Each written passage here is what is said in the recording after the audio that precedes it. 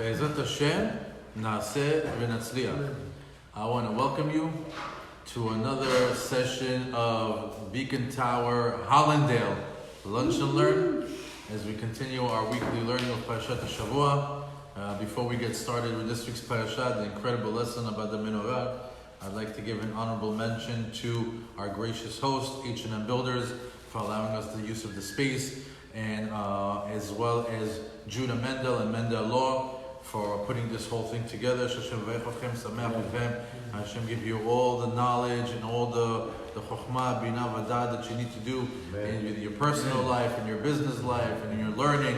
And Be'ezrat Hashem also that Hashem bless all the guys over here that stop there every day, after work routine, and come over here and learn 1 hour of Torah together. May Hashem bless you and give you all your heart's desires.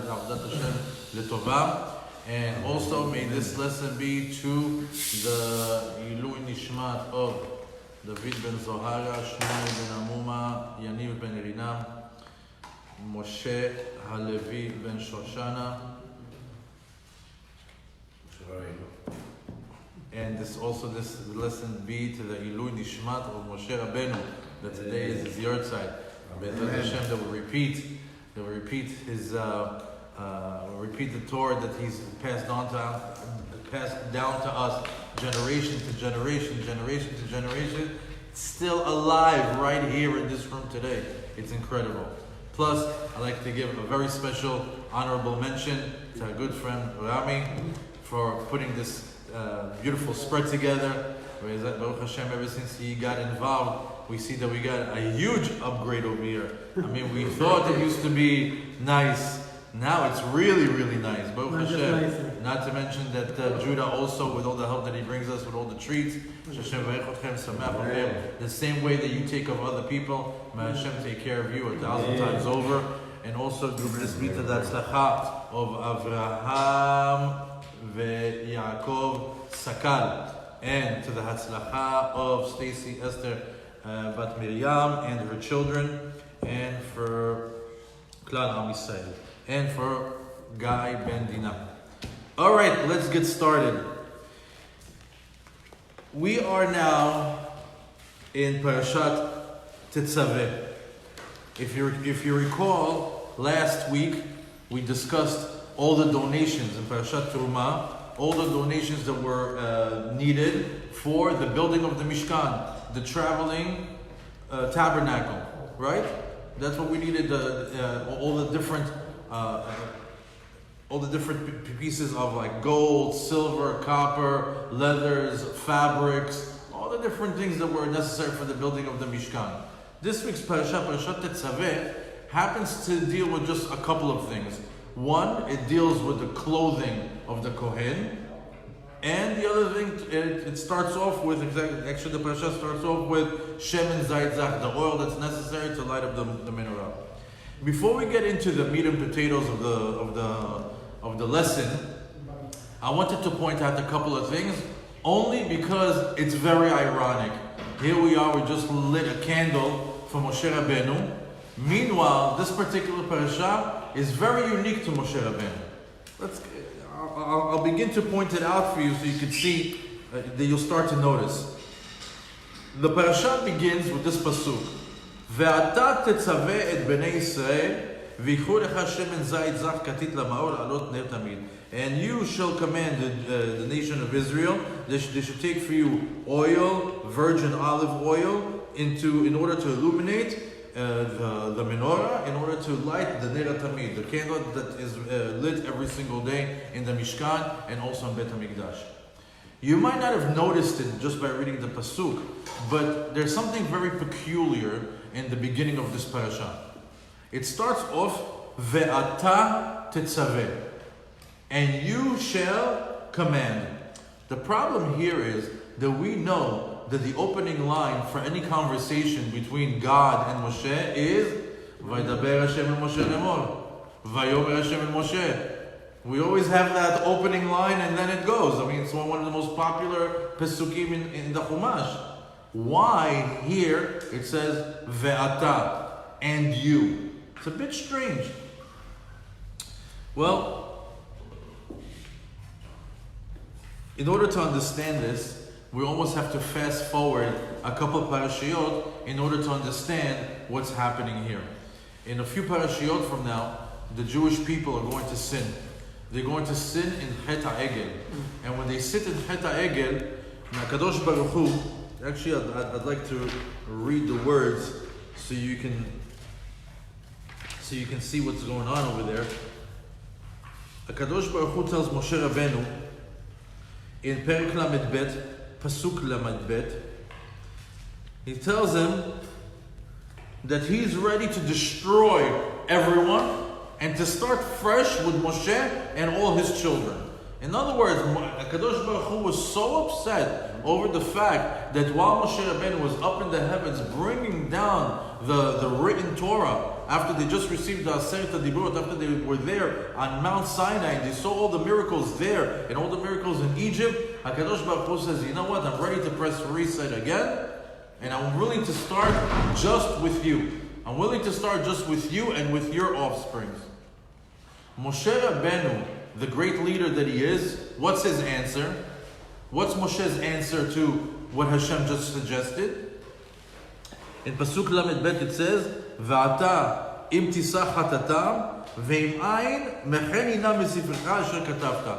He says, it's either you forgive them for what they did, or if you don't forgive them, erase me from your book. I just want to say, that's my kind of leader.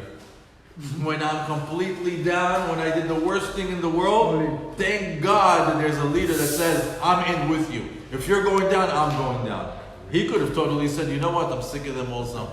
I'm sick and tired, troublemakers. All they do is they complain. All they do is they're never happy. You know what, let's start fresh. You know what, maybe it's the second time around we'll be able to get it right. He said no. He said, Mecheni na misifrecha. Erase me from your book. Because he said that, if you take the words Mecheni na, erase me, and the last word, misifrecha, the word misifrecha is misefer chaf. What's misefer chaf? The 20th chapter of the book. What's the 20th parasha in our Torah? TETZAVE. In other words, you should know, a little fun fact, if you ever want to quiz your children on the table, which parasha is Moshe's name not mentioned at all? Parashat TETZAVE. And that's why it says, Ve'ata TETZAVE, and it doesn't say, Vaydaber Hashem el Moshe. His name Moshe is not mentioned. Because Moshe, Mecheni na misifrecha. Moshe, he said, erase me from your book. No problem. Misefer chaf. I'm going to erase you from that parasha. In this entire parasha, we don't see the name Moshe. Furthermore, you should know though, that the Torah can be learned on derech of the pardes. What's pardes? The derech pardes is pshat, remez, drash, and sod. Right? So, today we're going to touch a little bit on the remez. You know what's remez? That things are hinted. They're not clear, but they're hinted. So even though we just said that Moshe's name is erased from this week's parasha, and we're not going to find the name Moshe in the parasha at all, I'm going to show you Moshe in the parasha several times. For example, there is a concept called milui. What's milui? Moshe's name is Mem Shin Hey, right? That's how you spell out the name Moshe. But the milui are the letters that make up the letters. Like for example, Mem. How do you spell out Mem? It's Mem, right? Mem. You see, it's two Mems in there. How you spell Shin? Shin Yud Nun, right? And Hey can either be spelled Hey Aleph, Hey Yud, or Hey Hey. The milui of Moshe Rabbeinu, for the Mem is a Mem.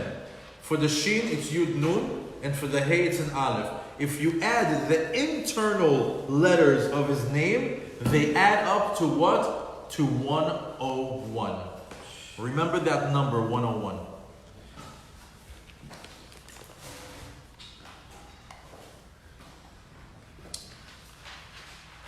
we know there's a very famous pasuk that says, Torah tziva lanu Moshe.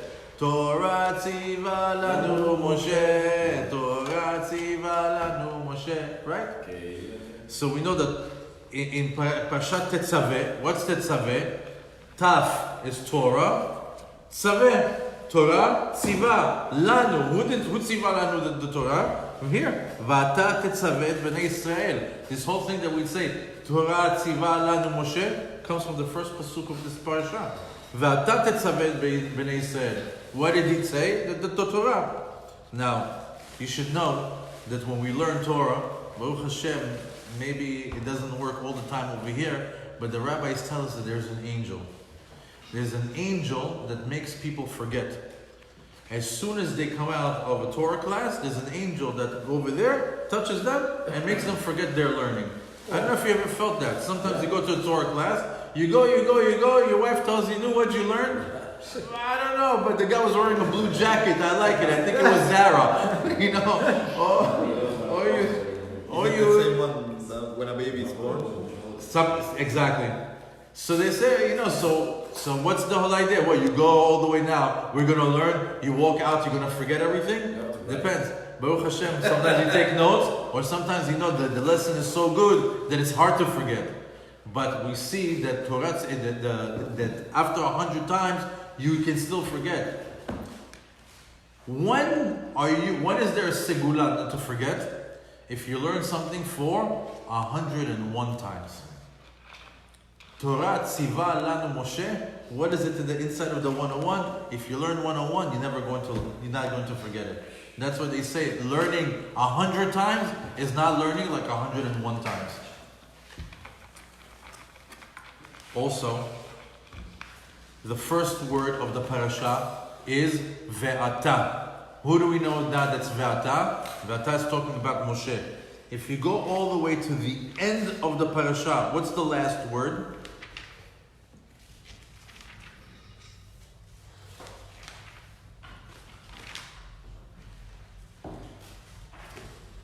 I'm sorry, at the end of Hashem speaking to Moshe Rabbeinu, he tells him the last word when he speaks to him in the parasha is nechoshet.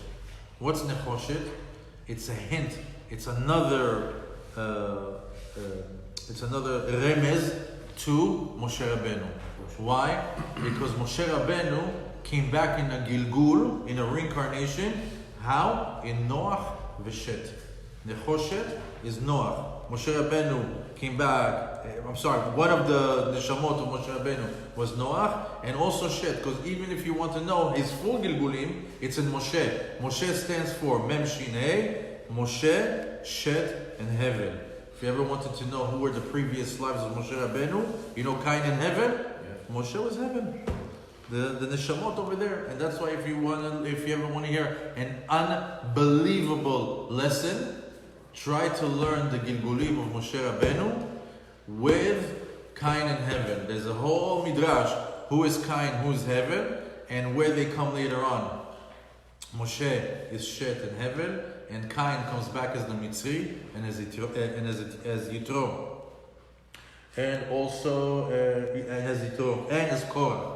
No, sorry, he comes back as the Mitzri and as Yitro.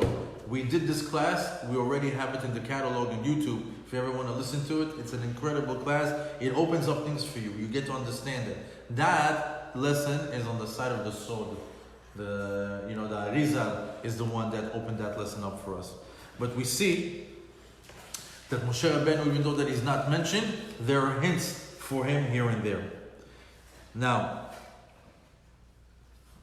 ironically, while Moshe is supposed to be hidden from this parasha, meanwhile, the one time that he's not mentioned and he's supposed to be, almost like hidden away, what is exactly during the week of Parashat TETZAVE? Zayin Adar. Here we are, his yortzeit. We can't stop talking about Moshe Rabbeinu. We can't stop talking about what he's done. Isn't it? It's ironic. Just goes to show you that even though Mechenina Misifrecha, meanwhile, there's non-stop talking about Moshe. You can't stop talking about Moshe Rabbeinu, even if you wanted to. In the beginning of the parasha, the rest of the parasha talks about the Bigdei Kehuna, and we did other lessons on it. But I wanted to concentrate about one thing. If you recall, last week we discovered the table, the meaning of the table, the power, what it actually means, what is the route of Parnasah, how it comes, the person's table. Well, if you walk into that same room that we spoke about, Kodesh HaKodeshim, that we said that over on one side, behind the Parochet, we have the Aron. On the right side, you have the menorah, and on the left side, you have the table. So we were trying to understand what would be the reason of a candelabra and a table with bread on it. Last week we discussed the table and the bread, and we got a very, very clear view of it. I thought today would be good if we went to the other side of the room and talk about the menorah. Before we get started, it says over here in the first Pesukim that TETZAVE b'nei Yisrael v'yikhu lecha shemen zayit zach katit lamaor. It says that we should take oil, pure olive oil, virgin olive oil, lamaor, in order to illuminate. Illuminate what? The menorah. La'alot ner tamid. Now, before we start talking about the menorah, let's understand what this pasuk is. When it says pure olive oil, what is that's shemen zayit zach. There's an extra word over here, katit. What does katit mean? I mean, if you're saying shemen zayit zach, stop right there. Why do you have to continue? What does the word katit mean? So katit means crushed. But what's special about crushing this olive oil? The olive oil, the virgin olive oil that we would use for the lighting of the menorah in Bet HaMikdash would be when you take the olives, you crush it one time. Whatever comes out, that's for the menorah. Everything else, that's for the minchot, for the minchot and everything else that they have over there. What's minchot? The mincha sacrifices. There were all these menachot that we would bring. But when you say solet mincha belula b'shemen, solet mincha belula b'shemen, it would be the oil that was after the first. I think nowadays they call it cold press. When they press it and they get the best. They Hidush, 5 years ago they came out with cold pressed juices, right? Menorah Bet HaMikdash already had it long before. So we see this, we have the shemen zayit zach katit, and it says lamaor, simply put, pshat, simply, in order to light the candelabra, in order to light the menorah. Let's go back to the question that we had last week. Last week we said, what is a table doing in Kodesh HaKodeshim? Today let's ask, what is a menorah doing in Kodesh HaKodeshim? So we said, if I was a person who's not religious, a goy that walks into the room and sees a real fancy curtain, behind it there's a box with some really special artifacts, okay, I can understand that. And we said that maybe the menorah would be, like it says, lamaor, to light up the room. I would say, it's a fancy lamp, you could say. And then the question was on the shulchan. But we know that it wasn't just lamaor. We know it's not just to put light in the room over there so the room can be illuminated. There's a lot more going on with that particular menorah. If you recall, we have to have a deeper understanding. In other words, physically, we see a table with a bread. Physically, we see a menorah with 7 lights that are lit, right? But we understand that that's the physical form. That it's hiding its spiritual powers.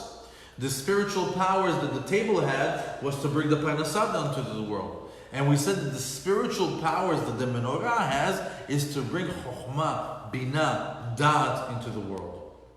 In order to understand that, we'll give the example of the moon. We know that the moon has power over the earth of tides, low tide, high tide. There's certain jewels in the earth that grow with the moonlight. There's certain vegetables that grow at night because of the moonlight, like cucumbers and watermelons. Masachet Berachot speaks about it. So we see that there's certain plants that only grow in the nighttime. So we see that the moon has those powers. It's an angel that has those powers, but Hashem covered it in what? In the shape of a moon. And that's how we see it physically. Similarly, all the knowledge, all the chokhmah, all the binah, all the dat of the world, where does it come from? Yes, it comes from books. Yes, it comes when you go to school and to colleges and you're taught. But it comes from a higher source. Chokhmah, binah, vadat, knowledge and wisdom, and how to correlate the two of them and use them in your life, it comes from somewhere. And that comes from up above. It comes from the heavens. Hashem sends it to the world through what? Through the menorah, and then it goes out to the world. In other words, if you wanted to, again, like a GPS, what is the route of Chokhmah Binah Vadat that comes to the world? It goes down to Bet HaMikdash, into the menorah, and then it spreads out all the way to the world. That's the conduit. On the left is the conduit for parnasah, for livelihood, for money, and on the other side is for knowledge, for wisdom. As a matter of fact, it says, "Harotzeh le'achkim yatzpin, ve'harotzeh le'ashir yadrim." What does that mean? If you want to get smarter, go to the north. I'm sorry. Harotzeh le'achkim, go to the north. Harotzeh le'ashir yadrim. Wealth is in the north. I'm sorry? Wealth is in the north. Wealth is in the north. No. Harotzeh le'ashir yadrim. Wealth South. is in the south. No, wealth is in the north. North wind brings wealth. South brings. Harotzeh le'achkim yadrim. Harotzeh le'ashir yatzpin. They're talking about The menorah. Harotzeh le'achkim, the one who's smart. Menorah is in the south. Yadrim, south. Harotzeh le'ashir yatzpin, north. You're right. So we see that. So we see that the Gemara tells us anybody who wants to be smart, go to the south. You want to be rich, go to the north. What does that mean? So we explained that there's a way to activate these powers.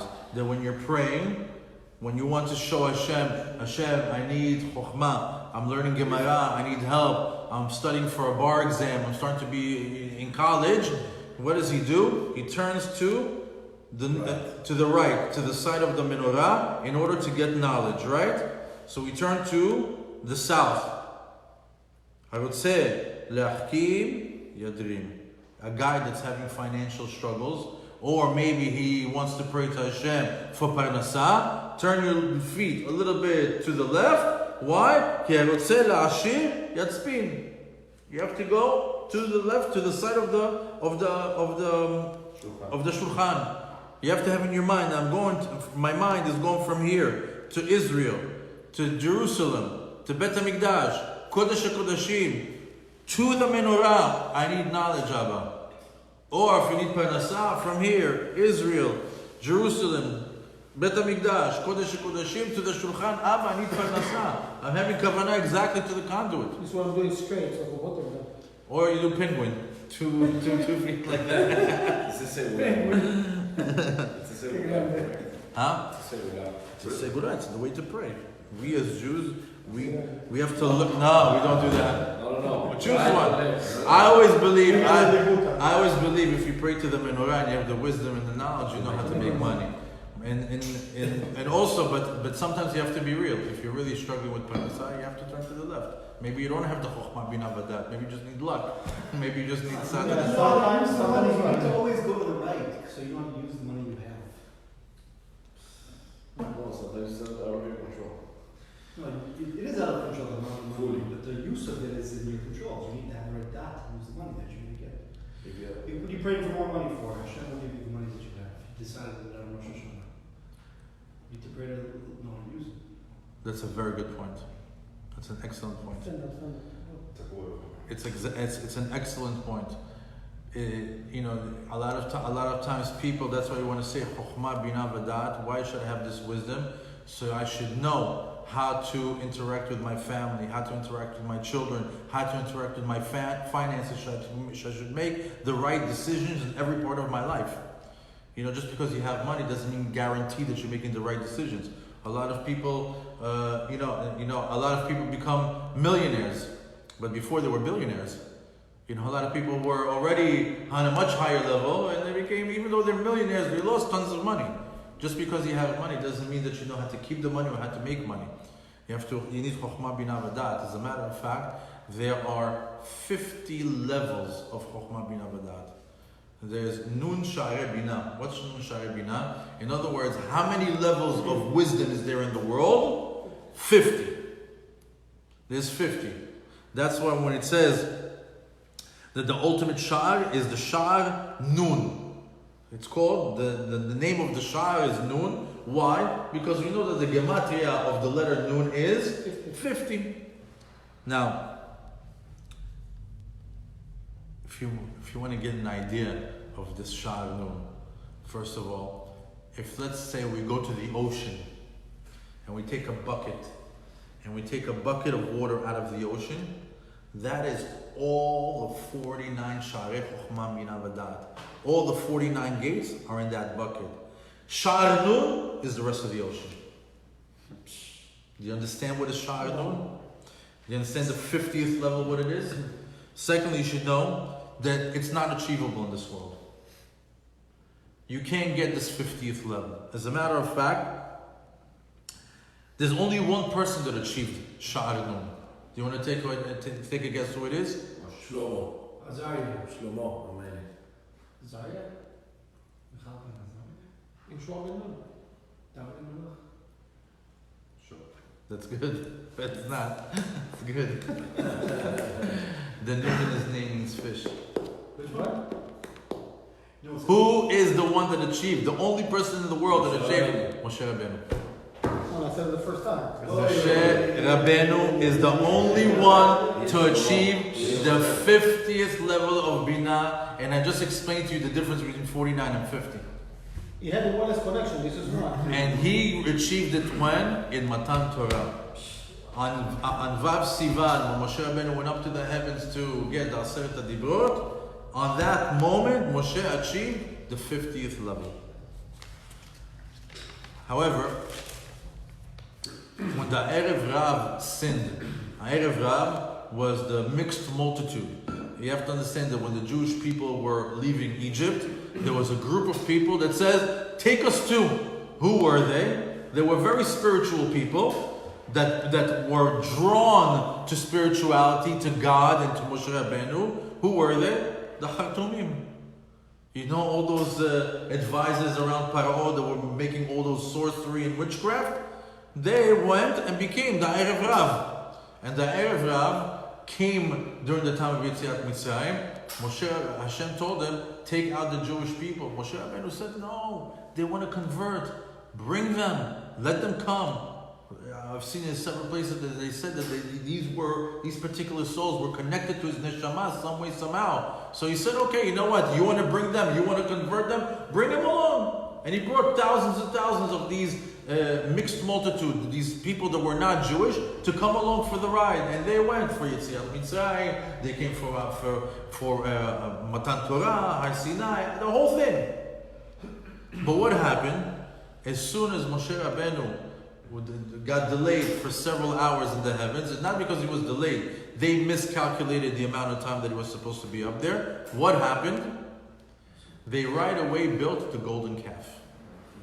And when they built the golden calf, Kadosh Baruch Hu tells Moshe Rabbeinu, and this is in Perek Lamed Bet, Pasuk Zayin. I'll read it out for you from over there. It says, Lech red ki shichet amecha. He tells them, go, descend, because your nation began to sin. So, pay attention to these words. Lech. What's lech? Go. But let's do the gematria. In this class you have to know gematria. What's lamed? 30. What's chaf? 20. What's 30 and 20? 50. He tells them lech. 50. Red. Go down. He lost it. Right there in the Chet HaEged, Lech red. 50, go down. Who lost it? Moshe Rabbeinu. He got the 50th level, but he lost it. He lost it. Why? Ki shichet amecha. He didn't say ki shichet am Yisrael. He said amecha, your nation, your people. The Erev Rav. The Erev Rav. He tells them, now go down from your 50th level, go down to your people. Kishichat am, look what they're doing. They're building up a golden calf. And at that moment, Moshe Rabbeinu lost his 50th level of Chokhmah. Did he already book it? Yes. Moshe actually did give it back. When? It's good that we talk about this. I didn't even expect it to be this way. But it's almost like talking a little bit about the history of Moshe Rabbeinu. Moshe did get it back. When? Today. Zayin Adar. On his deathbed, he got it back. Because when Moshe Rabbeinu went to the mountain on his last day, do you know the name of the mountain? Yeah, you just said it. Har Nevo. What is Har Nevo? Har Nun Bo. You have the Nun there. He goes to him, go over there, I'm going to give you back the 50th level. And as a matter of fact, what happens? He says, I'm going to change you. Because I'm going to take now Moshe, and I'm going to put a Nun into Moshe. What happens when you put a Nun into Moshe? It becomes into Neshama. Now you start to become a Neshama. You're leaving this world and you're going up. And on the 50th, and he got the 50th level on his deathbed. Do you understand what's the 50th level? We don't understand. But this 50th level comes through what? Through the menorah. All the knowledge of this world comes through what? Comes through the menorah. As a matter of fact, if you count, if you pay attention to the details of the menorah, there's 49 details, 49 parts and pieces, 49 parts and pieces to the menorah. In other words, the 49 levels that are achievable to the menorah, each part of it, if you look and you count all the pieces of it, 49 pieces. But if you count the menorah as a whole, 50. Nun bo.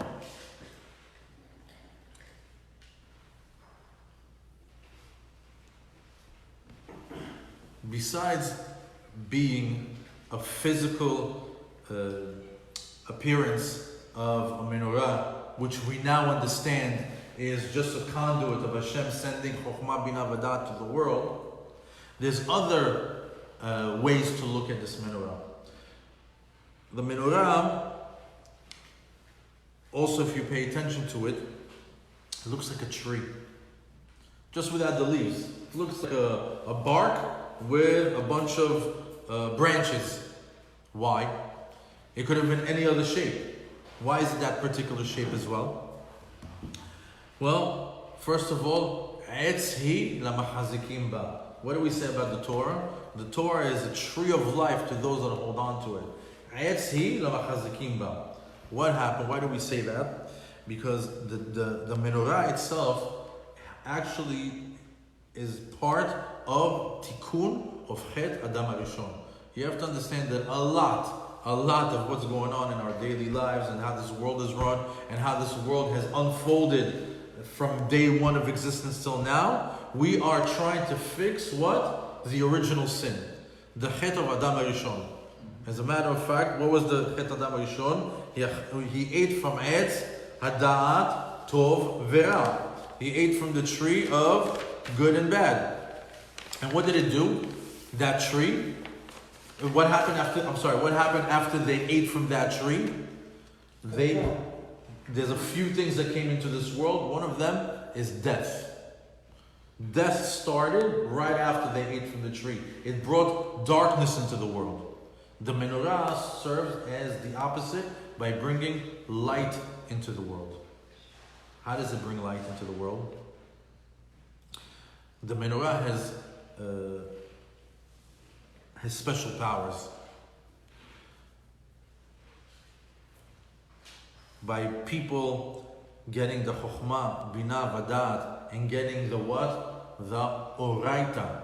If you know, there's Aramaic is another way that we learn our Gemarot, the way we learn the Zohar, besides Hebrew. What's Oraita? Oraita is another word for Torah. Torah in Aramaic is Oraita. What does Oraita sound like? Or like light. When the people, when they learn the Torah, when they learn the Oraita, they illuminate the world. Because what happens when you learn the Torah? You become a better human being. You have more morals. You have more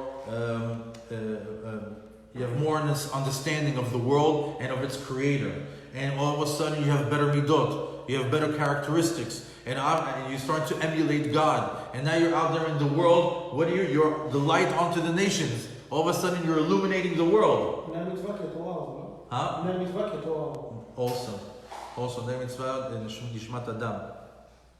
So we see that the tikkun of Adam HaRishon is that we're constantly illuminating the world with what? With Oraita.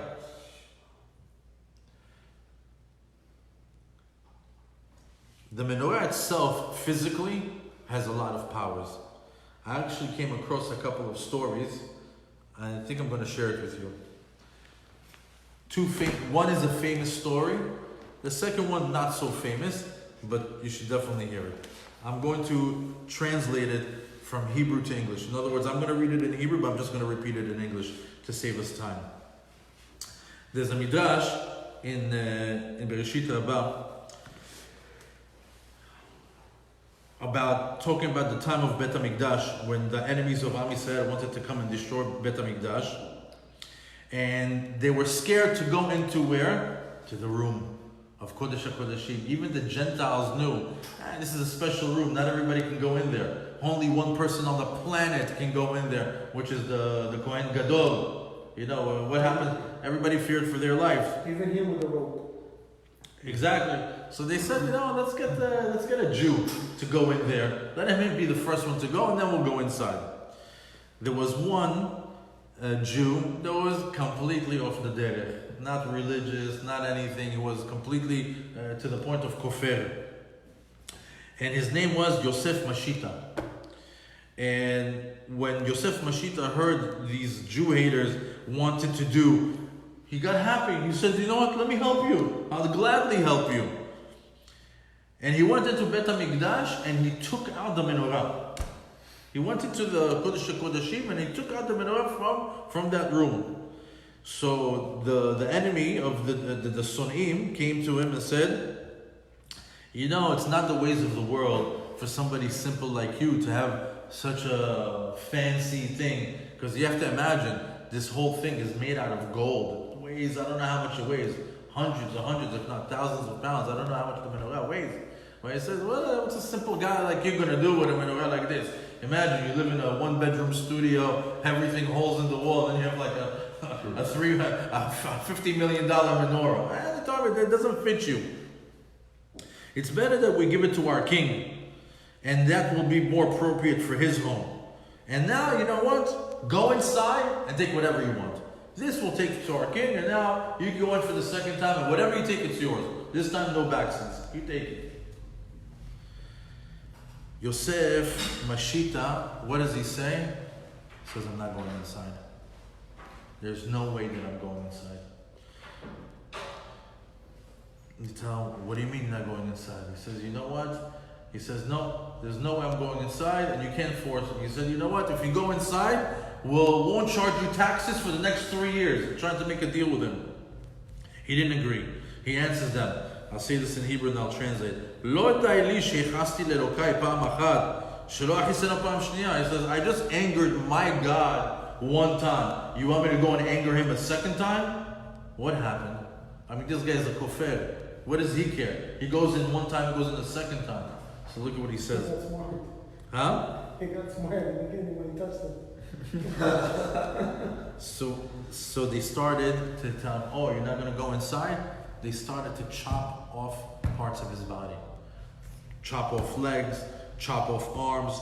And he's screaming and he's screaming. They said, oh, now you're going to go inside? He says, Vaili, oili shechasti lebori. He says, oh, how did I anger my creator? And then at that moment, but he did Kiddush Hashem. Why? Look what it says over here.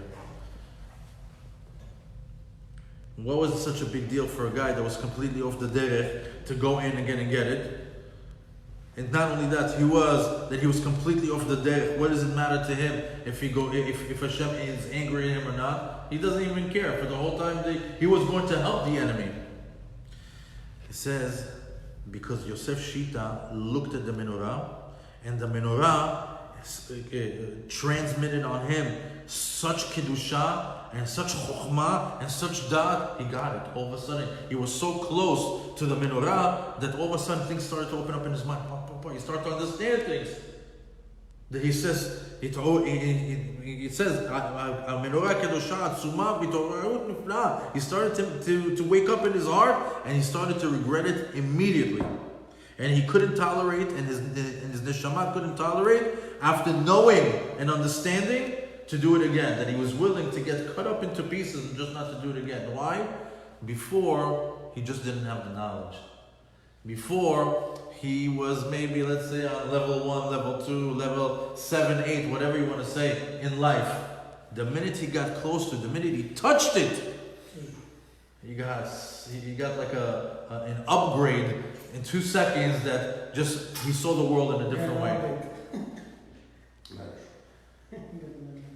So that's just by touching the menorah, he got this upgrade in chokhmah, to the point that he's willing to die and not to anger Hashem again. Okay? So you see that even touching the menorah has an effect. So this will lead me to the second story.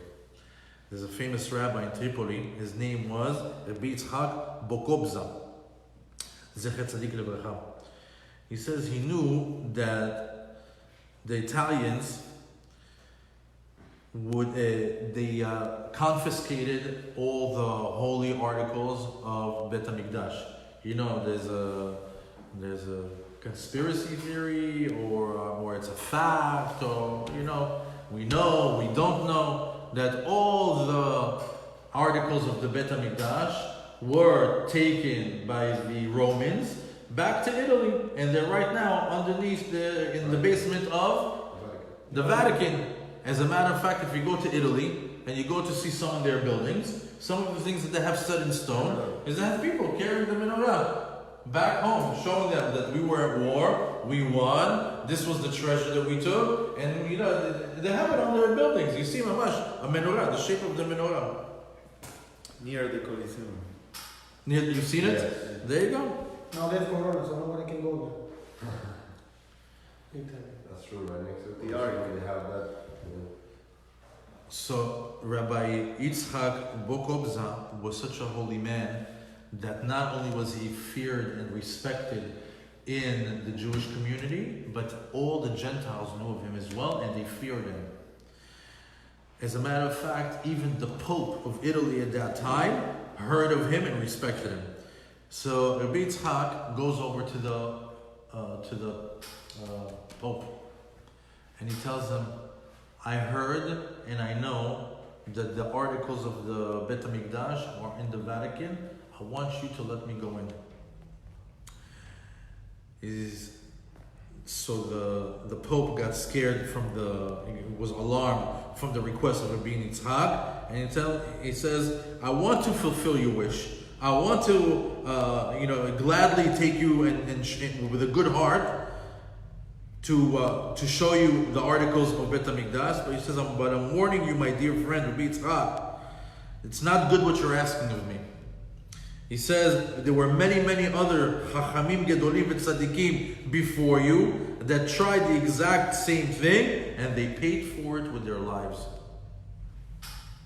He says, the holiness of this menorah is so high that you can't even stare at it and stay alive.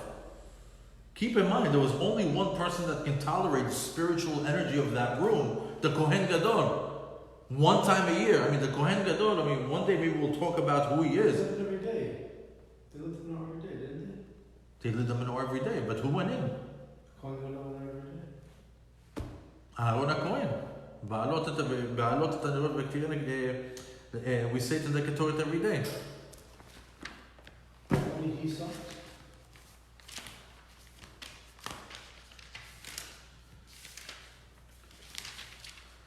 That was what he merited. ובעלות אהרון תנדרות בין ארבעים הקטנים כתור תמיד לפני ארון דורותיכם. אהרון הכהן. Now, Rabbi Yitzchak says, whatever you told me, I appreciate it. However, I still want to. He was like stubborn about it. I still want to go and take a look at the menorah. The Pope finally gave him permission to go inside. But before they went inside, just like they did to the Kohen Gadol, what they do, they tied a rope on his leg. They said typically nobody survives, and if they don't survive, we can't send anybody to go in there because that person will die also. So we tie a rope and we have to bring you in case you pass away. So they tie the rope around his leg, and the Rabbi Yitzchak starts to go down to the basement, and all of a sudden, what does he see? He sees the menorah underneath the Vatican. It's there. And he sees it in its full splendor and beauty, and he looked at it just for a few split seconds, and he turned around and he ran away. He was scared for his life. When he returned home, Rabbi Yitzchak tells all his family and the people that were around him, he says, even if I live from now to 1,000 years, I can't even begin to teach you the chokhmah that I was able to achieve in those split seconds that I was there in front of the menorah. He says, if I sit with you for 1,000 years and I don't stop talking, I will never even be able to share with you the chokhmah that I received, those split seconds that I was just looking at that menorah. Wow. But he says, but I know in a few days I'm going to pass. He knew it. And that's what happened. A few days later, Rabbi Yitzchak passed away, and Nishmato Teorah Chazar Leboro. You see that even the menorah, thousands and thousands of years after, still has that power. In the beginning of the class, we said it's a candelabra. We light it, lama'or, just so there can be light. Look what happened to some guy that touched it. Look at the holy rabbi that was there for just a few seconds. What's his experience? This is a very, very holy article. This is something very, very kadosh. And sometimes when we say kadosh, we don't even understand kadosh. That you look at something and your whole consciousness opens up and your whole moach opens up and you're experiencing things just because he's standing in front of a candelabra. So how they carry it away? I don't know. It's very interesting. I don't know. I have no idea. I have no idea. It's one of these things that, certain things that are amazing. I think we touched the menorah, what are know. So they got it down there in the Vatican? No, they have it. They have it there? Everybody talked about it. So what are they going to do? Documentary, it says the menorah. Only a menorah or everything? I don't know, the Midrash Someone over here. about the Choshen, that one rabbi went down, he saw the Choshen, and because of the beauty, when he got out with the stairs, he's like, he couldn't think that he's like belong to them now, and he's like also died. Just because he saw the Choshen. What's a Choshen? Choshen is the 12, this one, The breastplate. The 12 stones, that the beautiful, I got a cone, I love you know, the the college. college. You don't think he's ready for So it? he saw it. And Just he goes to couldn't- show he you. couldn't feel that, yeah, it belonged to us, and it's there. Just goes to show you the amazing things that we have in our religion. Just to see it, it was like so suffering from like. Look at the amazing things we have in our religion. Look at the things that are in Bet HaMikdash. We don't understand. We don't even understand. We come here, we learn for an hour, 45 minutes. We start to just like have maybe like a little bit of an understanding. Things that we see physically, now we understand a little bit, just a little bit, spiritually what they are. Spiritually what their meanings are. So if you go back to the beginning of the lessons, why do we have a menorah in Kodesh HaKodashim? Pshat, Lama'or. Right? That's what the Pasuk said, Lama'or. If you're in first grade, you flip through the pages, Lama'or. The teacher asks, why do we have the menorah? Lama'or. Good, you answered right. But now that we're a little bit grown up and we can see, it's what? It's the conduit. It's a funnel of the Chokhmah Bina V'Da'at to the world. How many levels are there? 50. What's the 50th level? I can't even imagine. If all 49 are a bucket from the ocean and the 50th level is the ocean itself. we can't even begin to understand it.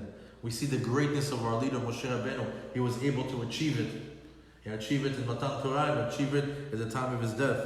So basically, if somebody reaching it, he has to go. If somebody reached to that level, No, he was with us. No, Moshe have Rabbeinu. to go from Masam. No, Moshe Rabbeinu at the time of Matan Torah, he had it. He could have continued with him. It's just a Erev Rav. That's a dua. Lech Ed. Otherwise, we would have had the 50th level over here. Is that Hashem that we pray to Hashem that we have the Chokhmah, Bina, Vadat, that this, all the Chokhmah and Bina Vadat that comes from the Menorah to know what to do with our family, with our wives, with our children, with our businesses, with ourselves, that our minds should open up to understand the Torah better, to understand the Torah concepts, to push ourselves to understand things that are even harder, like Gemarot, Mishnayot, Halachot. All it is just our poor performance in the religion is just a lack of knowledge. The more you know, the more you can really succeed and excel as a Jew. The only thing is, a bulk of our time goes to shtuyot. If you get a little bit more time, Hashem, give me chokhmah bina vadat, it's there. He'll send it through the menorah. And all of a sudden you see religion is not hard. Religion is not difficult. Religion is not complicated. You just have to acquire the knowledge in order to get to that level. You can't go take a calculus test with first grade education. Yeah, we need to take care of that. Yeah. Oh, So we see, very nice. Still good. and by connecting to the menorah, and by connecting to the chokhmah, bina, vadat of the menorah, we can become a light to the nations. We can become a light to the nations, that we can actually illuminate the world with the oraita, with the Torah that we learn. And ironically, what is the international symbol for Jews? The menorah. If it's not for our flag, which is Magen David, if it's not the Star of David, what is it? It's the menorah. Why? Because even if you think a little bit deeper about it, if we are the symbol of the menorah, and the menorah is chokhmah, bina, vadat, it's no coincidence. All those what they call those awards? No. The Nobel Peace Prize award. It's no surprise that we discovered with God's help how to make water out of air, Bluetooth, Wi-Fi, Waze, GPS, irrigation systems, drip technology for the irrigation. Not only that we're able to come up with all these cures for all these diseases. I mean, if you take away what the menorah has brought to the Jewish people and how the world has benefited from it, I think they'd still be rolling rocks over here. We really pushed the envelope, pushing it further. Why? Because all this technology, all these chidushim that we bring to the world, it's just inching the world closer to the days of Mashiach. All this technology, everything that we're bringing to the world, it has to be part of the coming of Mashiach. It's necessary. We need the Wi-Fi, we need the Waze, we need all these things to be around for the ultimate Geulah. And that's why it's coming so fast. That's why all these inventions. And who's it coming from? The people of the menorah.